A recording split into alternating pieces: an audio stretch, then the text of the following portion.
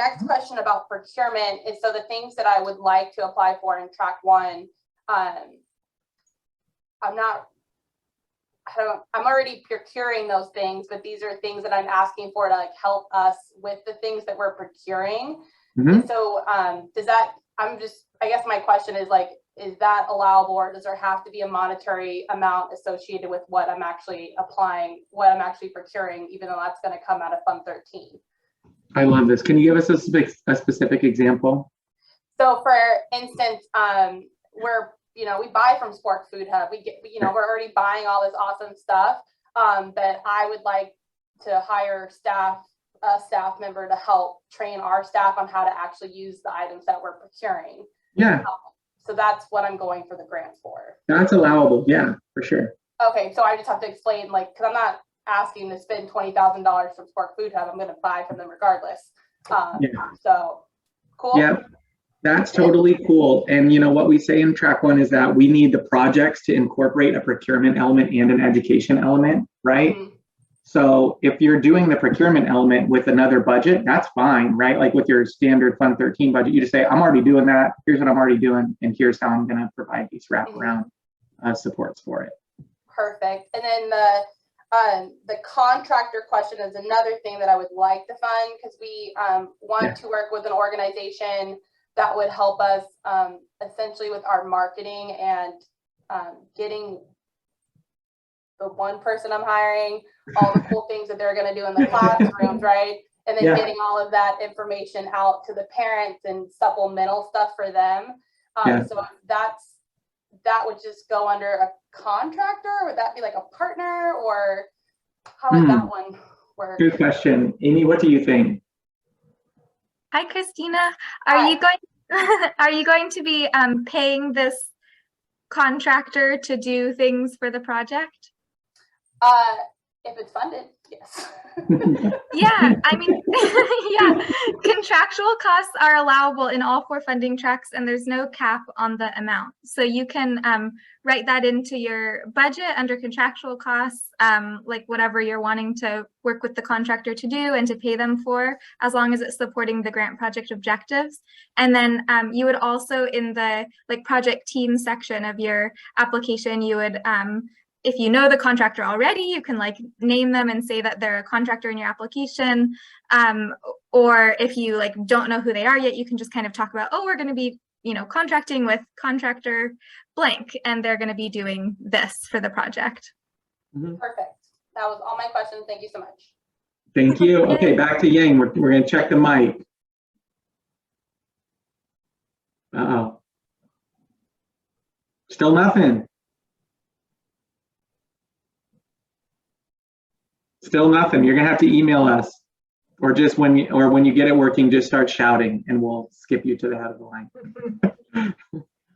Okay. Anyone else with their hand up still have a question? It looks like no. Okay. So then I'm gonna go into the chat, and man, I hope these people are still here, because there's a lot of questions, and if they're not here, we're gonna have to email them. So okay. So the first one I see on here is Alma. It was from 12:23 p.m., a full 40 minutes ago. So if our track 3 proposal includes the lease of 1 acre of land to plant and harvest our own fruits and vegetables, in addition to growing a school children's garden, must we also procure additional foods from local food producers? Amy, does that fulfill the procurement requirement for an ECE grant? Yes.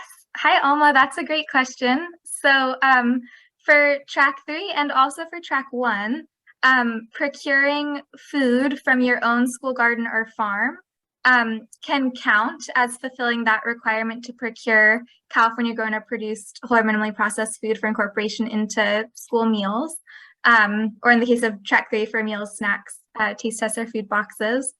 The one thing to note is there is a piece of the application in track 3 and in track 1 called Healthy, Equitable, Resilient Food System. And that is where you can earn additional points for partnering with and procuring food from food producers who meet any of that criteria that we list in that section of the application.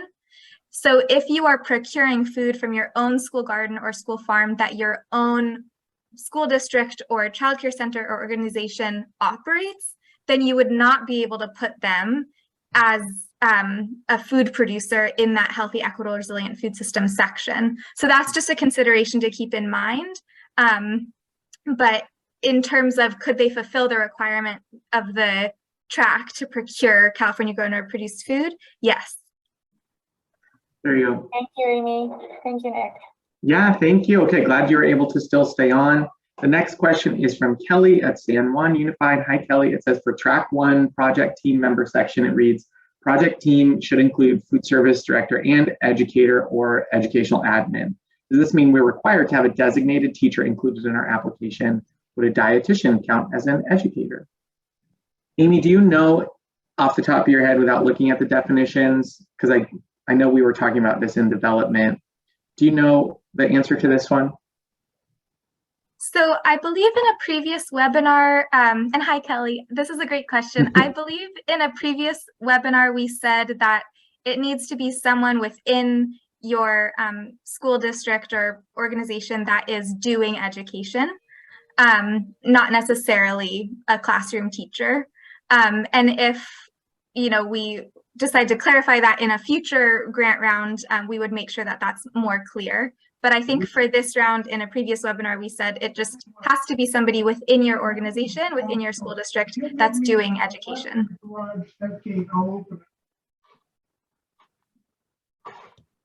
So to answer your question, I see at the bottom, sorry, would a dietitian count as an educator?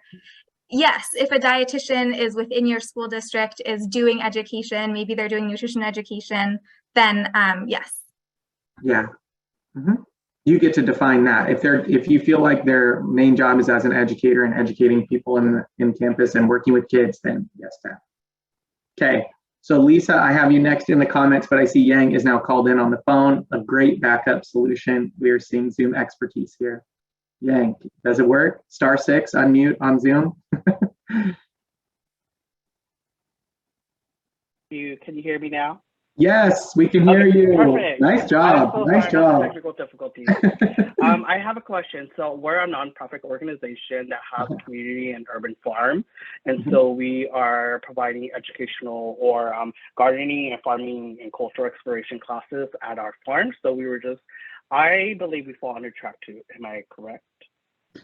You could do track 2 based on what you just described. You could be doing track 2 or track 4. What we would recommend is looking at the definition of a producer in track 4. The thing that would differentiate the applications would be how many farm to school implementing organizations you are working with. So in track 4, you would only need 1, but in track 2, you would need to be impacting you'd be meaningfully impacting 2.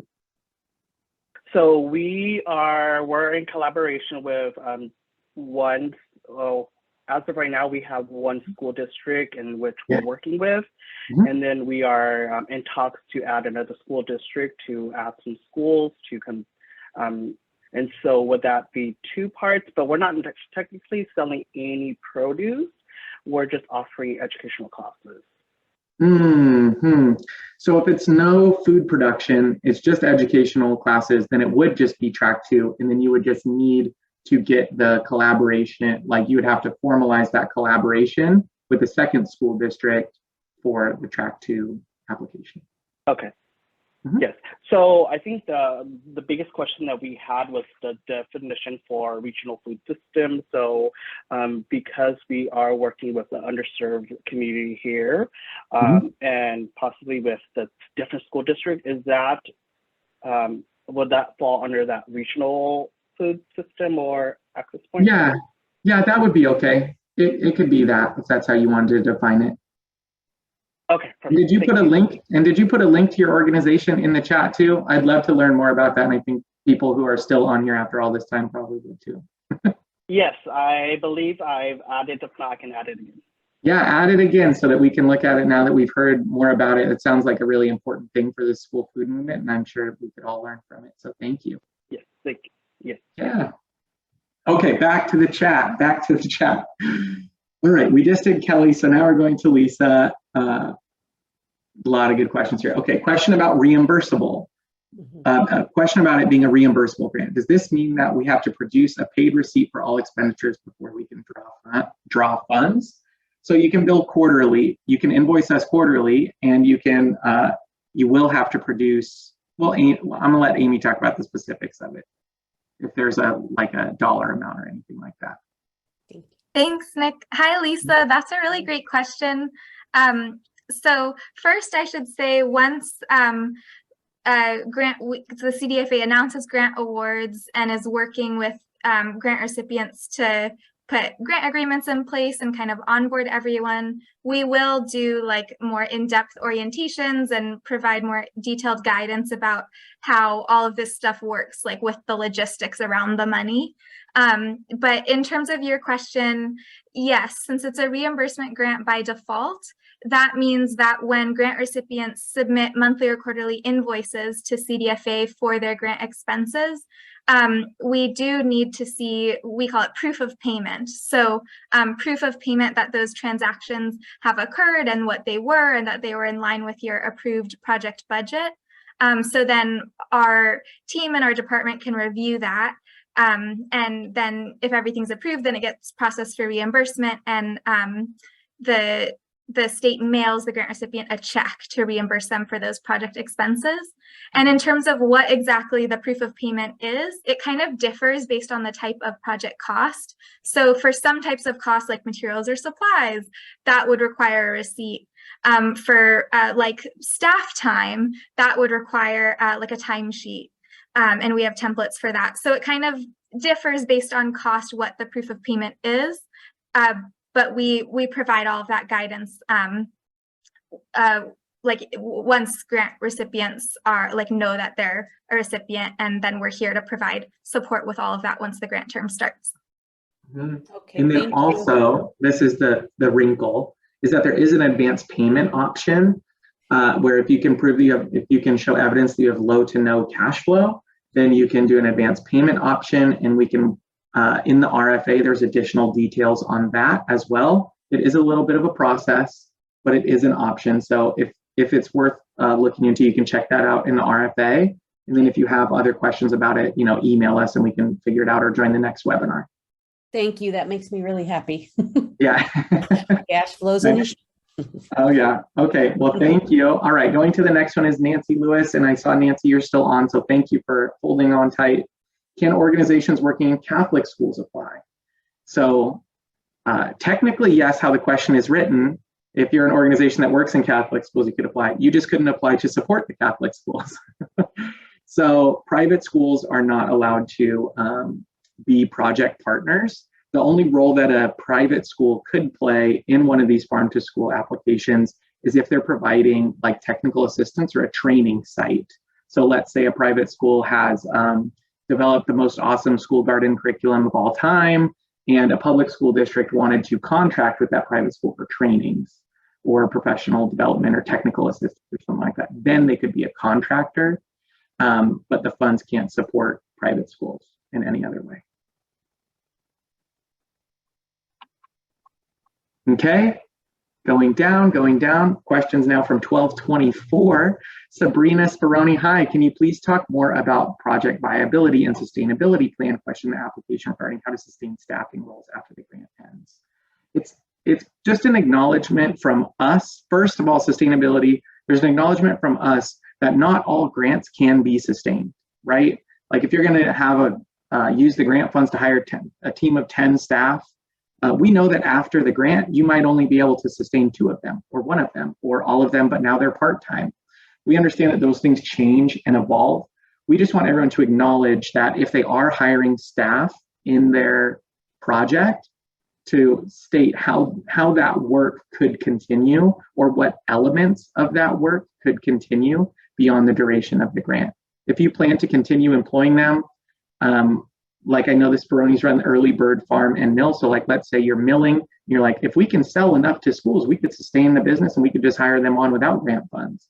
Then that could be the sustainability plan. So we just want you to acknowledge that in your application, what elements might continue of the project and what your project could look like when the grant when the grant period ends. It can be kind of broad if that's all you're able to do, but we just need that acknowledgement for sustainability.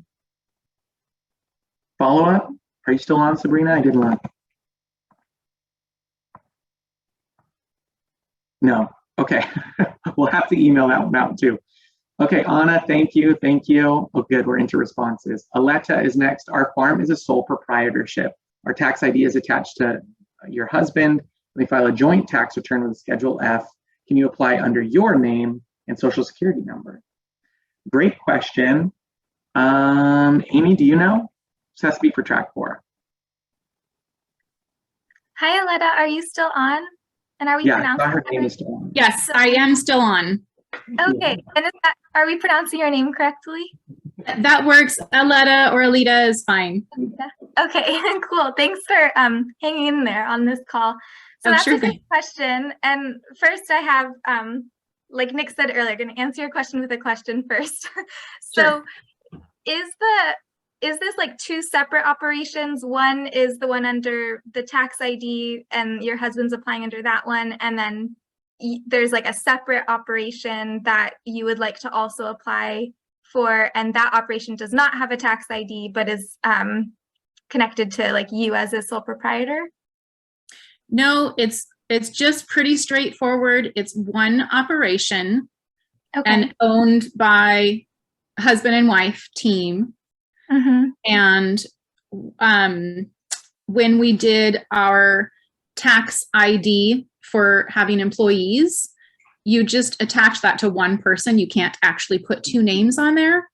And so we had put that under his name, but then since then I do all of the business administration and grant like I'm doing the grant application and stuff. So it is just easier if it's under my name. And when we file our taxes, since we're joint filers, both of our social security numbers are on that. So it just, as you know, it says on there, use the same. I didn't think we could actually use the farm name, which is what I would love to do. But I didn't know. Yeah.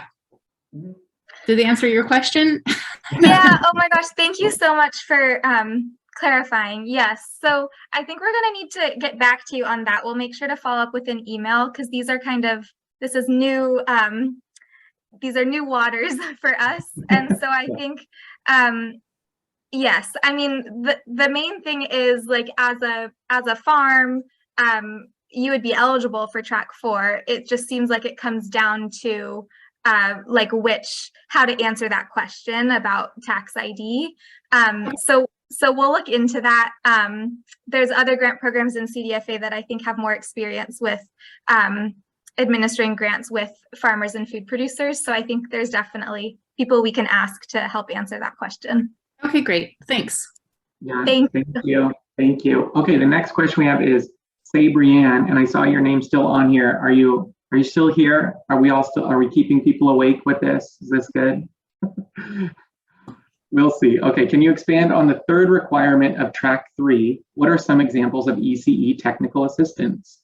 Great question. So ECE programs operate the CACFP program. So if we want to throw a lot of letters out there, there could be technical assistance around how to purchase locally grown food within that program, providing a training for the implementing organizations to attend.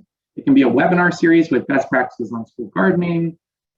Could be kind of anything that's going to help them implement farm to ECE programs. So field trips, professional development, any type of help, basically. I always just consider technical assistance help. And sometimes it can be a complex thing like the ins and outs of procurement within CACFP, or sometimes it could be big and broad just on, like I said, like, let's go look at this school garden that's doing a good job and observe those classes and offer that up for everyone to experience and learn and take back to their own programs. Okay, yes, you're here. And does that answer your question? I had to scroll back down in the chat to see your, yes, it does. Okay, great. All right, we're almost there, everyone. We are almost there. Okay, going back up. Okay, Jennifer is the next question. Jennifer Brennan, hopefully you're still here as well. Track 4 regarding allowable costs for equipment being purchased. Can the funds be used for equipment taxes, freight charges, and installation costs? Very good, specific question. Amy, do we know for sure off the top of our heads, or do we need to follow up? And you're muted too, Amy. Thank you. Hi, Jennifer. That's a great question. So yes, for let's see, I'll go one by one. For freight and postage costs, that for, let's see, costs incurred for freight charges, postage, and other transportation services relating to goods purchased are allowable. So that would be allowable for equipment. Okay. I believe installation would be as well, and taxes. So we can double check on that. But yes, I believe all of that would be allowable. And then for equipment purchases in general with grant funds, there are some guidelines and requirements around that. And we can put a link in the chat to those CDFA grant admin regulations. And they kind of detail what is equipment.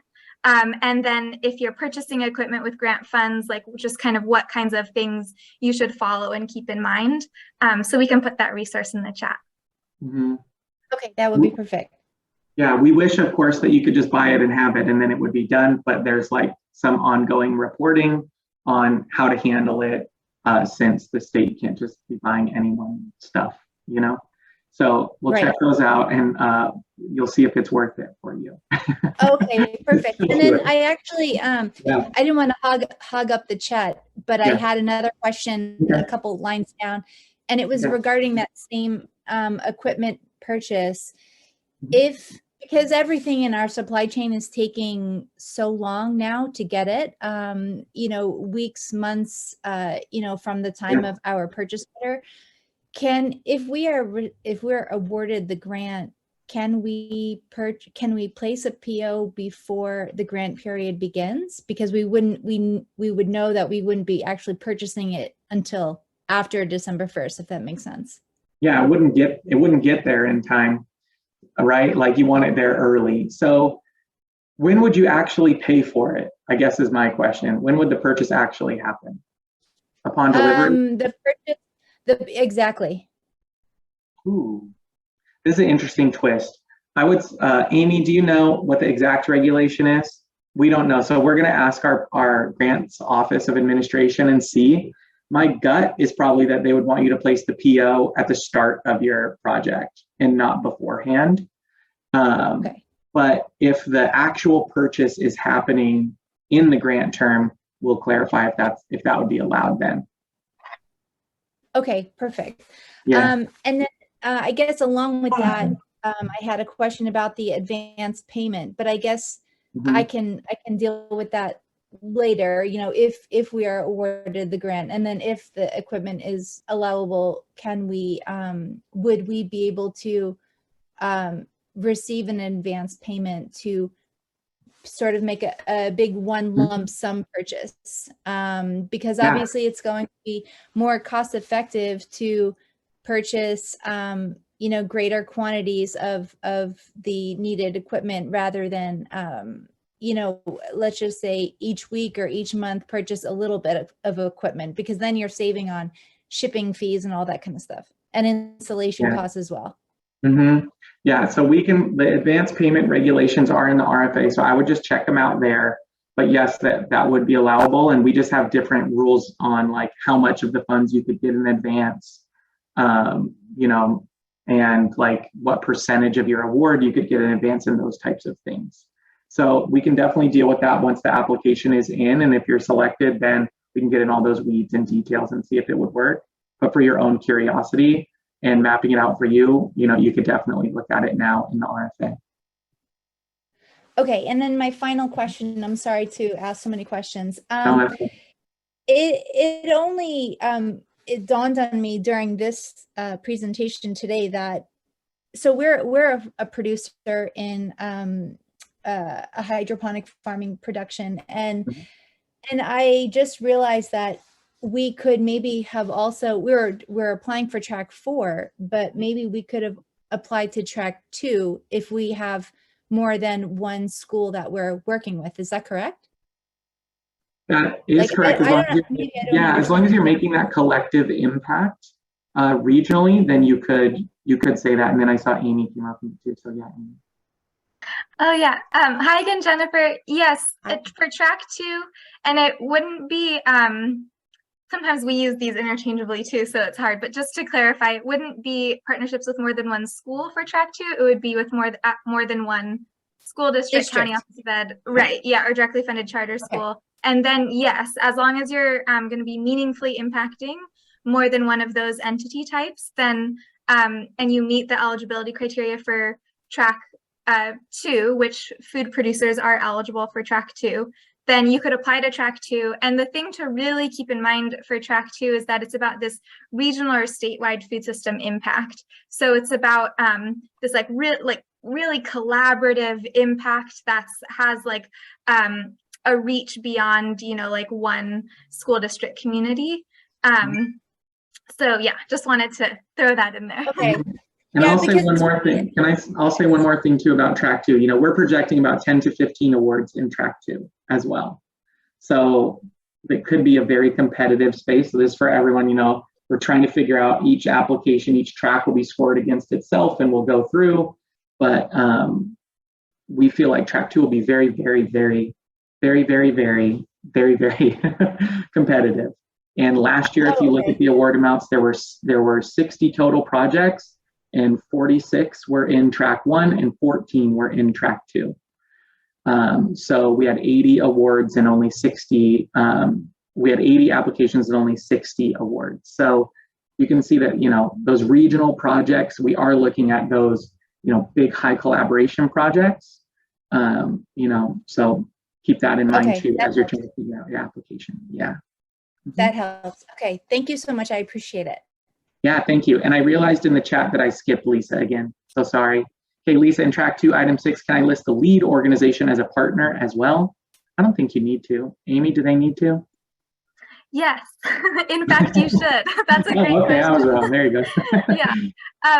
Yes, definitely. Please include the lead applicant as a project partner in question 6. That's a really great question. Okay, there you go. Thank you. And Lisa, did you have another one too? I do. I just wanted to, and I'll make it my last. Can I pay a partner? So for example, I'm enlisting the support of a beekeeper because for expertise and product. And I wondered if I could pay for product. Yeah, this is track 2. Yeah, you're talking about track 2. Yeah, you can contract with a beekeeper and pay for product. You just can't pay for product for school meals. Okay, so perfect. If that's like for educational integration and field trips and taste tests and all of that, then that's fine. It's just not for school meal procurement. Excellent. That makes me happy. Thank you. Yeah, of course. Okay. Oh yeah, Kitty, hi. Hi, can you hear me? Yeah, we can hear you. Oh, good. Thank you very much. I have a question about track 3 and family childcare that we're trying to work on with the project. So one of the questions asked for the license number of all the childcare providers that we're interested in working with. If there's a change in the providers once if we're funded, can we just submit changes that way? Yeah, good question. Amy? Hi, Kitty. Yeah, this is a really great, that's a great question. So first, and sometimes I end up like embellishing too much in an answer, but I want to make sure to fully answer your question. So first, are you applying to track 3 as a farm to ECE support organization or as a childcare center? As a support organization. We're a sponsor of CACFP. Oh, great. Okay. Yeah. Wonderful. So then in terms of question 10F specifically in the track 3 application, as a farm to ECE support organization, you just write in for that question that you're a farm to ECE support org in lieu of providing the license numbers. Providing the license numbers is if the applicant is a childcare center applying. So that's in terms of 10F specifically. And then in terms of like needing, as a farm to ECE support organization, needing to identify the ECE providers that you'll be working with for the application. This question came up recently, and what we said is that in the community needs section of the track 3 application, it may be difficult to earn competitive points in that section if you have not yet identified ECE provider partners. There's certain questions, I forget the numbers, it might be like 8, 9, and some of the other numbers that are asking about, you know, the needs of the communities you're going to serve. And if you don't exactly know which communities those are yet, then it can be hard to earn competitive points for those questions. And then there's also questions in that community needs section of the Track 3 application that are asking that questions that might be hard to answer accurately if you don't yet know the providers you'll be working with, like county location and data from the counties you'll be working in. And I think it's question 11 about who your ECE provider partners are.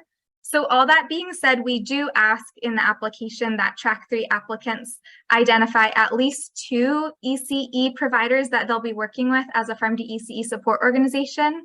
And you'll see later in the application under letters of support, as a Farm to ECE support organization, you do need to upload 2 letters of support from at least 2 ECE providers that you've named in question 11 in your application. That being said, we do understand that you might be wanting to continuously conduct outreach during your project if you're awarded to work with ECE providers, and we do understand for any project that things might evolve, and so there is a revision request process that we have available to grant recipients through this grant program, and so then we review revision requests on a case-by-case basis and let grant recipients know if we approve, and have conversations with grant recipients to see how we can support and to better understand what's changing and evolving. So again, I might have gone on way too long in response to your question, but did that answer your question? So it looks like we have a geographical area. West Custer County has 3 sections. We're looking at, the overall county. So we're looking at one section. It's very underserved population, and the providers are in that city, but we've done some work with CDPH, and sometimes the mapping they use with GIS is hard to, what determines, is it the tiering of the schools, like if the schools in the area that these providers go to are all tier 1 or underserved schools? So I just throw up we're trying to work with 25 providers, so I could just put in 25 providers' names that look like they might work, but I don't have for sure with them. So I should just proceed that way, it sounds like. Yeah, so that would be, I believe it's question 11A in the application, and that's where you would name the ECE providers that you're planning to work with. And then the letters of support question at the end of the application is where you would need to upload letters from at least 2 of those providers expressing their support. And then throughout the community needs section, there's some questions that ask you for specific data points about, the county or the area. And there's other questions that give you a more qualitative opportunity to talk about, what are the needs of that community? Who are the young children you'll be serving? Things like that. Okay. Thank you very much. Great webinar. I appreciate all your time. Thank you all. Thank you. Okay. Take care. Bye-bye. Bye. Okay. And then I see Sabrianne, I missed one of yours. I'm so sorry. Would a private school that serves 190 ECE students and 168 elementary or middle school students qualify for Track 3? No, unfortunately, private schools do not qualify unless they're in that technical assistance or professional development capacity. It's actually in the Constitution that we're not able to, the California Constitution, that we're not able to award private schools. Amy, is that right for ECE as well? For Track 3? Ooh, that might have stumped me. I'm actually not sure. We're still learning the landscape of ECE in California, but my gut's saying no for private schools. Okay. Yeah, so we'll follow up with you in an email just to confirm. But, it says in the Constitution we can't use those funds to support private schools. So we developed that kind of niche where there's providing professional development, technical assistance. That was, so we'll see. Okay, they do primarily serve ECE. Yeah, can you send us an email with the details about the school and who you serve and kind of how it's operated? is there a certain part of it that is free and then there's a certain part of it that's not? Let us know, and then we'll make sure on the eligibility with our Office of Grants Administration and everyone involved. Yeah, thank you so much. Okay, and then here we go. Lauren Thomas, and then we're coming back for the last two. Okay. Okay, Lauren Thomas, for number 12H in track 1, we just submitted CEP for the next year and are awaiting approval. Do you want the number of sites percentages of sites that qualify as of today, or do you want the sites that are qualifying for 19 school year? Amy, today or 19 school year? Oh gosh, I'm sorry. That was like in one ear, out the other. I guess my question is on the, like, our numbers, and it's all confusing because it's all free for the last 2 years, but our CEP will be district-wide for the next 4 years. But if you look at like our approval letter right now, it's only one site. So I just want to make what you guys would like on the grant application. We won't have I don't think we'll have the approval letter by the time this is due, but. I see. Thanks, Lauren. That's a really great question. And what we have said about that one is that it should be at the time of submitting your application, whatever the number and percentage of CEP sites are, even though we understand that it's going to be changing for everyone pretty soon, most likely. It should be at the time of submitting your app. Yeah. That makes sense. I'll do it that way. Yeah, thank you. And then there's also that make the case section, right? Where you can explain that, like, at this point in time, it's this, but it's going to look like this. Okay.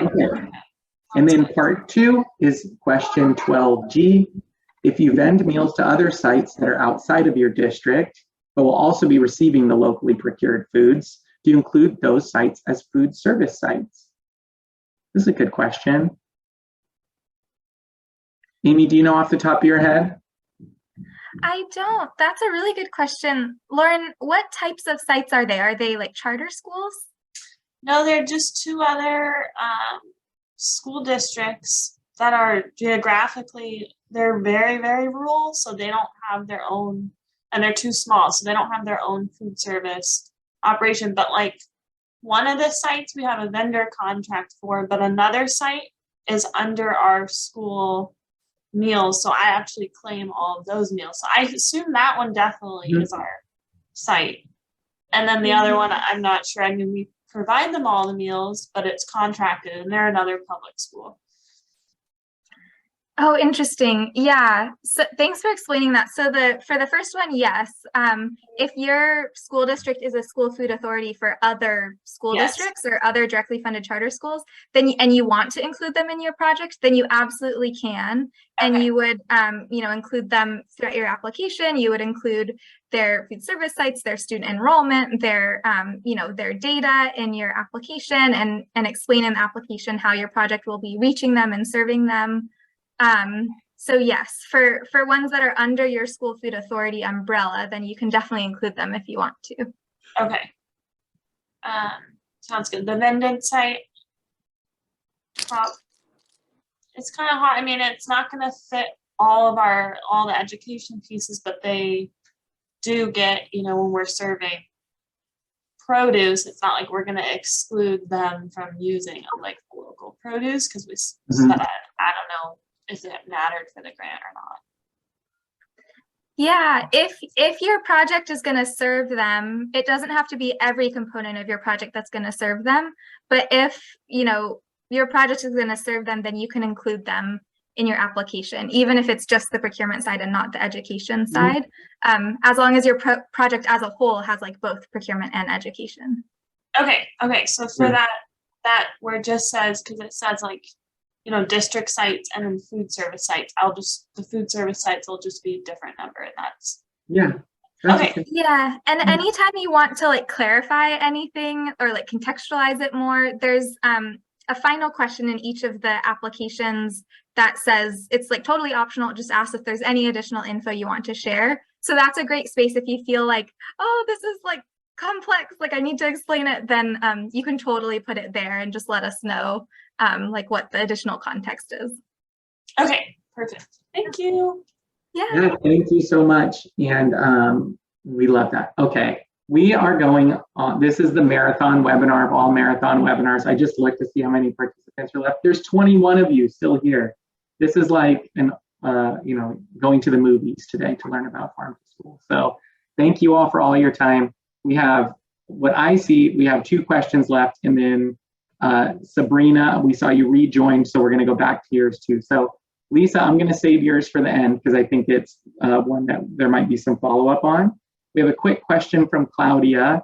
Quick question: if our education program is used by our farmer who is applying for track 4, do we also add them in our track 2 application, or do we just give them a letter of support for their application? To me, it depends on how you will be funding it for all of this stuff. If you're going to be funding it through your grant project, then you will need to put them as a project partner, and put them in your application in track 2.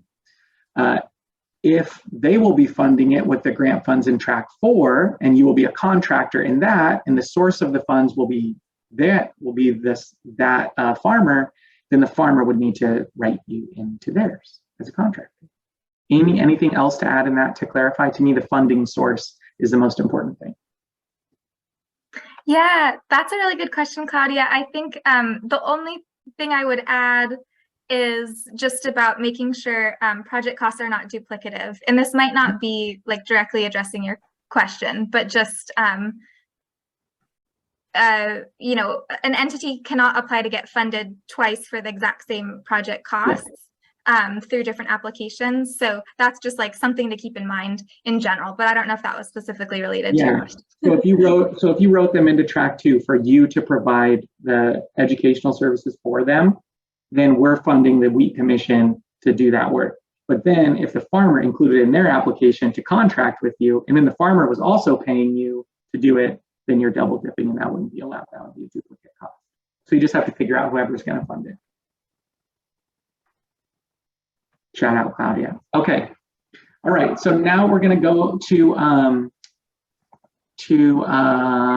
thumbs up. Thank you. To Sabrina. Did you hear us answer your question earlier, or were you off for that point? No, I missed that. That's okay. You're here back. You're back again. Thank you. So you took a commercial break. That's great. You're back in now. So for sustainability, for sustainability and how to kind of handle that in the application, we at CDFA understand that everything that's in the grant isn't going to continue, beyond the duration of the grant.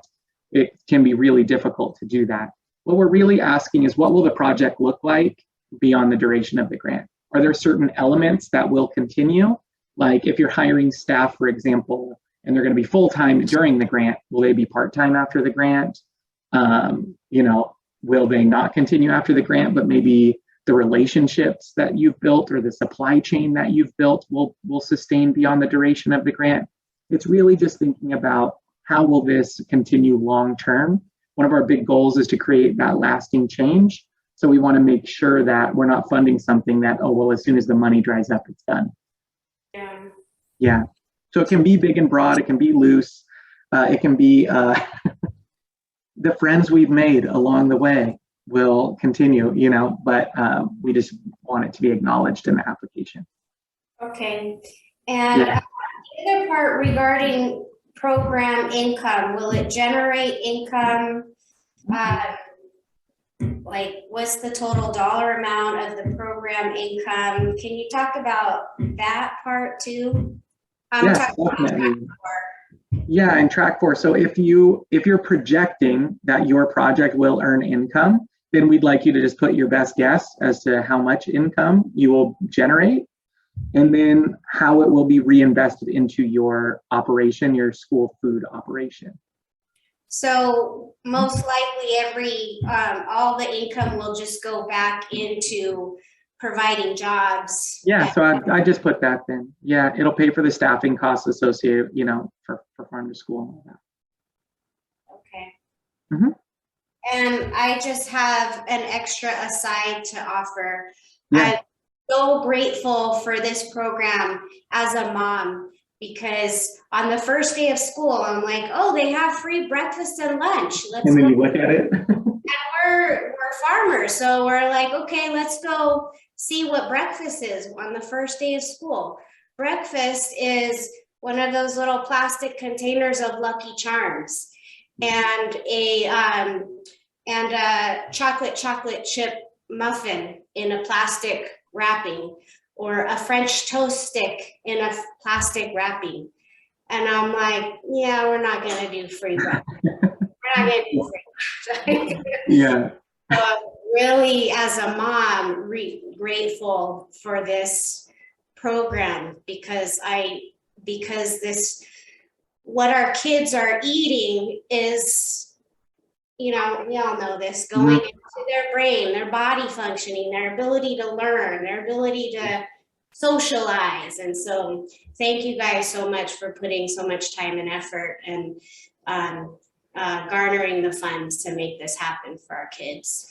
You're so kind. Thank you so much for acknowledging that. And we really see this opportunity, this grant as an opportunity to help each other in this whole process.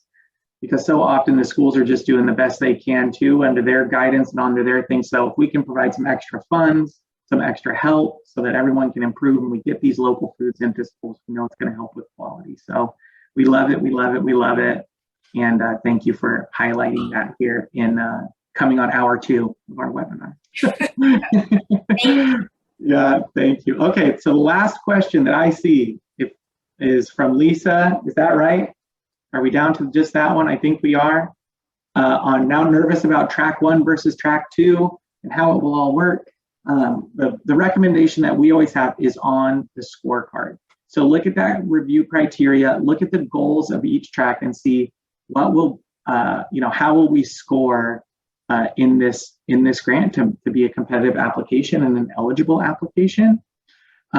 We do not give awards based on the number of people in tracks 1 and track 2. We don't give the awards based on the number of people that you will impact. It's on those scorecard elements of community need, healthy, equitable, resilient food system, project description, and all of those factors. So the fact that it's small and rural is okay. It's that, is it serving the communities in greatest need? Is it building a healthy, equitable, resilient food system? Is it meeting the program requirements? And have you filled out all the details of the application really? Perfect. Yeah. Thank you. Thank you. Of course. Okay, I see one more message. Oh, and I was just going to add to what Nick said, Lisa, that there is the option, as you have identified, if you want to explore that with your school district partners, for them to apply to track 1 instead of or in addition to a track 2 application that they're part of. And so then, in track 1, the school districts themselves, if their school food authorities, would be applying directly, and they could, partner with or contract with support organizations in their region as part of their project in track 1 as well. Great. Okay, that helps. Thank you. Yeah. Of course. All right, and then one more. Okay, Jennifer, P.S. you mentioned I could find the rules regarding equipment purchases somewhere. Where was that? Great question. I don't know either. Amy knows. I'll put that link in the chat. Thank you so much for following up. Thank you. Okay, everyone. We did it. We kept it under 2 hours. We made it 1 hour and 53 minutes to answer every question. And everyone who stayed on, thank you so much. We hope that these are helpful. We know it's a lot of time to spend doing Q&A. We're going as quickly as we can through all of the emails as well. So as you're going through the application, go into WiseHive, start filling it out, get to those really specific ones, and then you can send those follow-up emails. And we see one more question. Jess, welcome back. Welcome back. Hi. Are you there? Hi, yeah. Sorry, hit us with it. We're good. I've been holding. I was like, should I ask or should I email? You should ask. We're all here. Okay. Yeah. Thank you. I kind of looked through more. Okay. So my question now is, what are some examples of, say I'm on track 4, I'm an urban farm. Yeah. What are some hands-on educational opportunities for youth that complement your food sales or donations? So for example, would we also be able to provide food for the nutrition classes at the school to use? It doesn't have to be the cafeteria, right? I just wanted to exactly that. Opportunities. Yeah. Okay. Yeah, Cool. exactly that. Taste tests, field trips, make herb walks, you know, meditation out sitting next to the plant that they are going to eat later. Any of that kind of thing, as long as they're out there, you know, it's just that kids don't care if it's local. They care if they know it, if they've experienced it, if they've touched it, if they've helped develop the recipe or whatever it is, you know. So it's about those kind of experiences to get a kid excited. Gotcha. Okay. But the school would still need to purchase some of the food from the farm to do that work, right? And then the There has to be an element of your project that is connected. And we're going to make sure, because I do know that it says purchases or donations. So I just think like the more that you can have a wraparound connection with the school, the better. And, you know, a purchasing or donating relationship, like we're going to fine tune that for you and send you a direct email to provide that clarity. Unless, Amy, do you feel like you have the clarity now and we just provided confusing guidance earlier? Because if Amy feels like she has it, sometimes she holds it back. She doesn't want to make me feel bad for saying the wrong thing, but it's okay.